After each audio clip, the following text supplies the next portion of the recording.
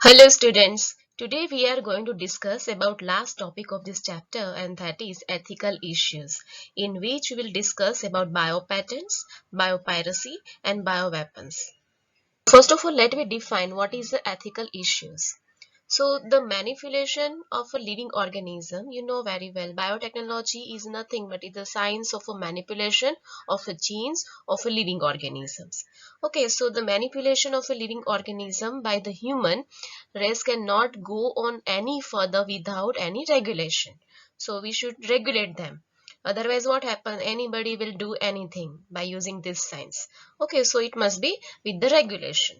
So some ethical standards are required to evaluate the morality of the human activities that might help or harm living organisms. You know very well, sometimes it may be useful or beneficial to one organism, it may be harmful to another organism.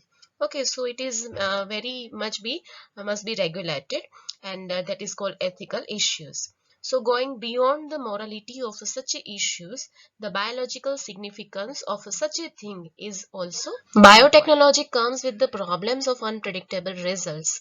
Okay, so sometimes genetical modification may cause unpredictable results. Even we cannot think. Okay, beyond our thinking, it may be resulted when such organisms are introduced into the ecosystem. Nowadays, we don't know. Okay, what will happen if some organism, which is genetically modified organism, enters into ecosystem?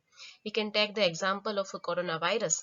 Okay, so such a introduced organism may harm the ecosystem, and by this way so many organisms may be affected. Indian government has set up organization like GEAC, a full form for a GEAC. This is very important government organization, and that is genetically or a genetic engineering approval committee. Okay, so whatever you are engineered by genetical engineering, okay, it must be approved by this committee, and that's the organization is a GEAC, that is a government organization, so which make decision about the validity of a GM research and the safety of a GM organism for the public service. So these institute play very important role. The modification or a usage of a living organism for public service, as we can see about food or medicine resources. Okay, for example, we can say foods and medicine has also created problem with patent granted for the same. Okay, there is a growing public anger. So many public or people are very angry towards this type of activity, and there is a growing public anger that certain companies, sometimes what happens, certain companies are being granted for patents for product and technologies that make use of the genetically modified organism or a genetic material, plants or other biological resources that have long been identified, developed and used by farmers. Okay, generally it is used by farmers, but though they are using it and take its patent, and what happen now, some rights will be given to such a companies, and that's why this farmer will be restricted for such a use, and indigenous people of a specific region and a country. For understanding more, let me discuss one example. Let me take it as a rice. Okay, so rice is an important food grain. As you know, in India, rice is very important food grain, and it is very general food grain, the presence of which goes back thousands of years in Asia's agriculture history. Okay, and there are estimated that in 2 lakhs, here you can see the figure, 2 lakhs varieties of rice in India alone. So you can see the variety of rice are available in our India, mostly 2 lakhs varieties of rice. Okay, so the diversity of rice in India is one of the richest in the world. So whatever the rice variety found in our India is richest source of in the world. So Basmati rice is a distinct for its unique aroma, you know very well, and flavor. And 27, you can see here, even out of these 2 lakhs of variety of rice, out of that 27 documented variety of Basmati rice is there in our India, and even it is grown. Okay, so Basmati rice is a distinct for its unique aroma. You can really identify the rice which is Basmati rice by unique aroma and the flavor, and 27 documented varieties of basmati are grown in India. There is a reference to basmati in ancient texts, folklores, okay, and poetry, as it has been grown for the centuries. It is not a new science. Okay, we are using it from the years before years. So what happened with this rice? In 1997, an American company got patent and rights on basmati rice. You can understand what is the situation. Okay, basmati rice we are using so many years before, and American company had the patent for that in 1997, though the US Patent and Trademark Office. Okay, and these allowed the company to sell a new variety of basmati rice. Actually, it is not new. Okay, but here you can see it is just wrapped under the new. Okay, and in the US and abroad, and these new variety of basmati had actually been derived from the Indian farmers varieties, and Indian basmati was crossed with the semi-dwarf, and that's why they called it as a new basmati rice. Actually, it is not new. Okay, so Indian basmati was crossed with the semi-dwarf variety and claim it is a invention. They claim it as a invention. They have done new things or a novelty. Okay, the patent extend to functional equivalents and implying that other people selling basmati rice could be restricted by this patent. So you can understand what is the situation for Indian people. Okay, and this is not nothing new in this, but they are showing it as a new.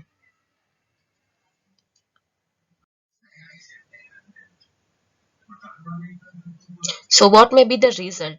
Even several attempts have also been made to patent use and products and processes based on Indian traditional herbal medicines such as turmeric and neem. You can see turmeric and neem, it is every kitchen we are using it.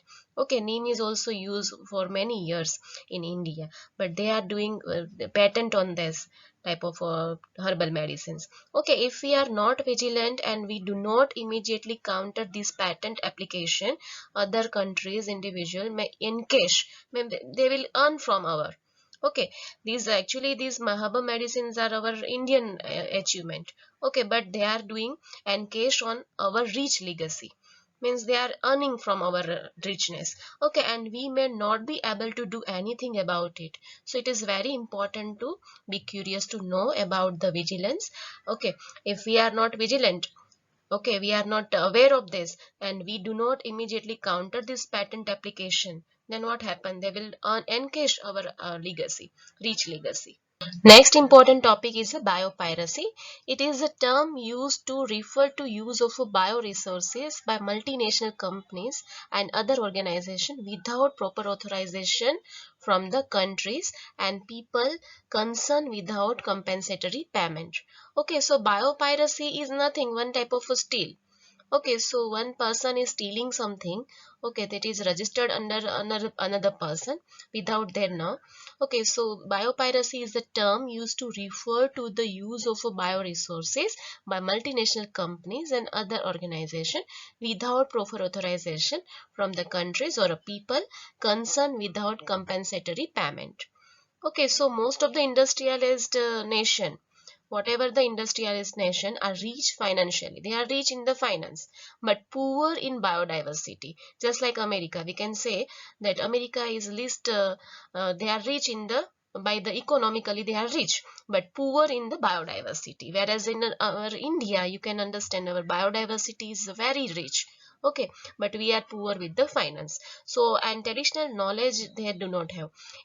In contrast, the developing and the underdeveloped world is rich in the biodiversity. We can take the example of India and traditional knowledge. So our India is rich in the biodiversity and traditional knowledge. Okay, we just reach poor in the finance, but we are rich in the biodiversity and traditional knowledge. Whereas in contrast, we can compare it with the US. They are rich with the finance, but poor in the biodiversity and traditional knowledge, and that's why they are using our knowledge. So knowledge related to bioresources. Okay, and traditional knowledge is related to bioresources can be exploited to develop modern application. They are using traditional knowledge of ourselves. Okay, and it will relate the bioresources and can be exploited to develop modern application, and they show it as a new and can also be used to save time, effort, expenditure and during their commercialization. Okay, so by this way they are exploiting our nation. There has been growing realization of the injustice. You can understand scientists are growing by years of years. Okay, they are doing researches years after years. Okay, so many years they are spending on the researches, and they had no growing realization of the injustice. Inadequate compensation, they don't get any compensation, and benefit sharing between developed and developing countries. Okay, and the knowledge will be still out by the this type of countries. Therefore, some nations are developing laws to prevent such unauthorized exploitation. You can understand this is very important step. Okay, so to develop laws are very important step to prevent such a exploitation. Otherwise, what happen? That economically rich countries will exploit us of their bioresources and traditional knowledge, because we are rich in the bioresources and traditional knowledge. So if we want to protect our traditional knowledge and bioresources, then we have to develop some laws. The Indian Parliament has recently cleared the second amendment of the Indian Patent Bill. This is the law, this is the Indian Patent Bill that takes such issues into consideration. Okay, and including patents, term, emergency provisions, and research and development. Next important topic is the biological weapons. It is not included in our syllabus, but it is related to biotechnology, so I have included it. So what is a biological weapons? A biological tools or a biological components used as a weapon, okay, to create some diseases is called biological weapons. So it may be consist of either living organism that can reproduce, such as a bacteria, viruses, or toxic materials produced by the living organism, such as toxins or a physiologically active proteins or a peptides. So you can see here viruses, okay, that may be used as a biological weapon. Okay, one such a virus is a Venezuelan equine encephalitis, very lethal it is. That bacteria which is used as a biological weapon is a Bacillus anthracis, that may cause anthrax. Toxins, Staphylococcus enterotoxin, they may cause some type of food poisoning, and botulinum, that is also responsible for food poisoning. Even scientists are assuming that World War III may be based on biological weapons, so world must be ready for this type of biological battles. So today we are finishing this chapter 12. Okay, and on completion of this chapter I am giving you two tasks. First task, you have to write all remaining questions from textbook exercise, and second task, to solve all MCQs from MCQ worksheet exercise 1. Okay, and before we finish this lecture, let me summarize all topic by using one animation video. So look at this video. In the year 1995, several images of a laboratory mouse with a human ear-shaped cartilage grown on its back were circulated in the print media worldwide. It was called the Vacanti mouse, after the name of its creator, Charles Vacanti, who had used the mouse to display a method of developing ear cartilage for transplantation into human patients. The photos of Vacanti or the ear mouse created much uproar and faced scathing criticism from animal rights activists and anti-genetics groups. It raised debates and ethical issues regarding the use of transgenic animals and the manipulation of plant and animal genomes for genetic research. Biotechnological innovations and research are the reality of our times. However, it is important to question the ethics of any research that inflicts pain and suffering on an animal. Therefore, ethical standards should be set up in order to monitor and regulate the morality of all human activities that help or harm living organisms. Transgenic biotechnology presents many opportunities, from increasing food production to providing treatment for diseases. However, it is not without its repercussions. Genetic modification of organisms can lead to unpredictable results once the transgenic organisms are introduced back into the ecosystem. Therefore, the Government of India has set up the Genetic Engineering Approval Committee, or GEAC, to make decisions regarding the validity of GM research and safety of introducing GM organisms. Apart from the use of organisms for transgenic research, another pertinent ethical issue is regarding the grant of patents. In recent years, many multinational companies have gained patents for products and technologies that make use of genetic material and biological resources identified and used by the farmers and indigenous people of a particular country over ages.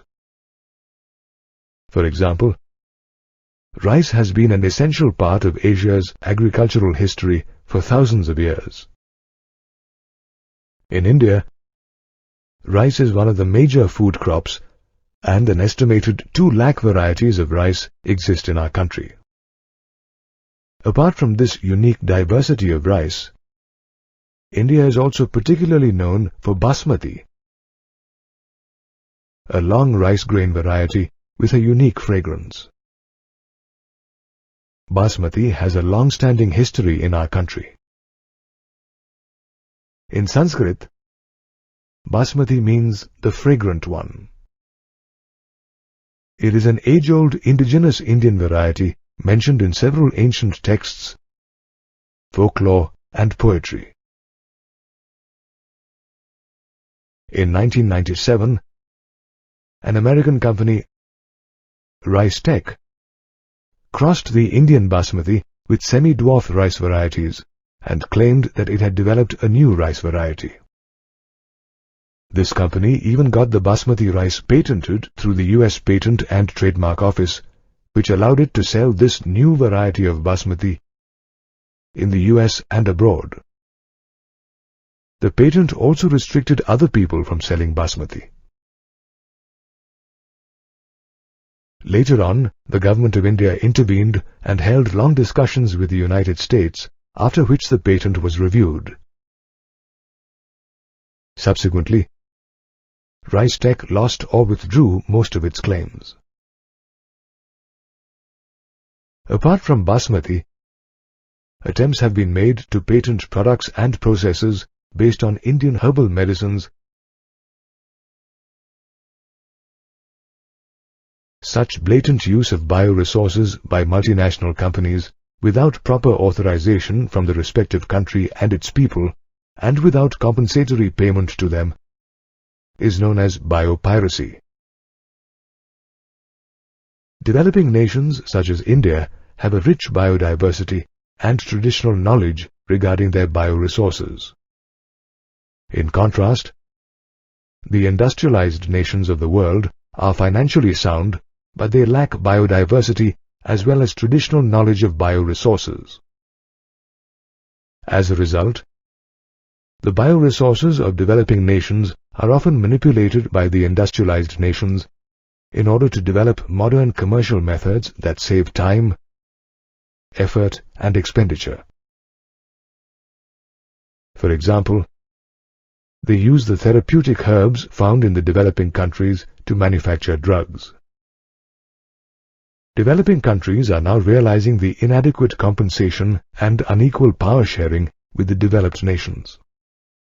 Therefore, they have now begun to formulate laws to prevent unauthorized exploitation of their bioresources and traditional knowledge. For example, the Indian Parliament has cleared the Second Amendment of the Indian Patents Bill, which takes issues such as biopiracy, patent terms, emergency provisions, and research and development initiative into account. In today's competitive environment, it's important for a country to be vigilant against biopiracy and formulate laws to safeguard the rich legacy of its bioresources. In next lecture, we will have revision test 1 from chapter number 12, and for that you have to prepare exercise 1 from MCQ sheet. So till that, goodbye.